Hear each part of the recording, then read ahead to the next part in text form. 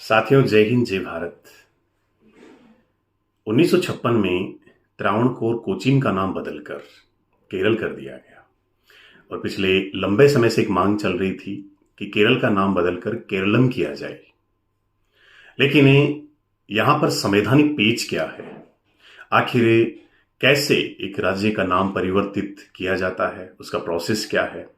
तो भारतीय संविधान का अनुच्छेद 3 इस संदर्भ में साफ शब्दों में कहता है कि भारतीय संसद अगर चाहे तो किसी राज्य के नाम में, उसकी सीमाओं में परिवर्तन कर सकती है।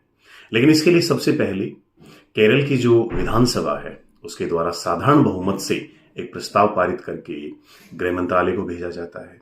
गृह मंत्रालय उसकी जांच करता है और जो न्याय विभाग है, विधि मंत्रालय है, उसके साथ परामर्श करता है।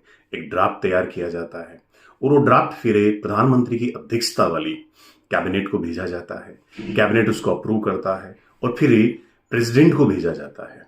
प्रेसिडेंट इस संदर्भ में संबंधित राज्य की जो विधानसभा है उससे उसका व्यू जानता है कि क्या वाकई में ऐसा चाहते कि नहीं चाहते। लेकिन यहां पर एक बात ध्यान में रखना दोस्तों, संबंधित राज्य की जो विधानसभा है वो चाहे इस संदर्भ में हाँ करती है या ना करती है, लेकिन अपन ये कह सकते हैं कि जो किसी राज्य की विधानसभा का दिया गया जो सुझाव है वो संसद पर बाध्यकारी नहीं है।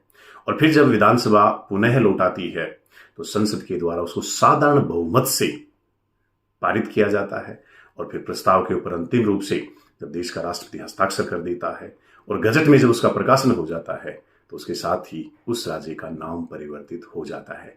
तो आगे आने वाले समय में हम देखेंगे कि केरल का नाम बदलकर कर दिया जाएगा केरला। सूचना महत्वपूर्ण थी, सोचा साझा कर दो। जय हिंद जय भारत जय संविधान।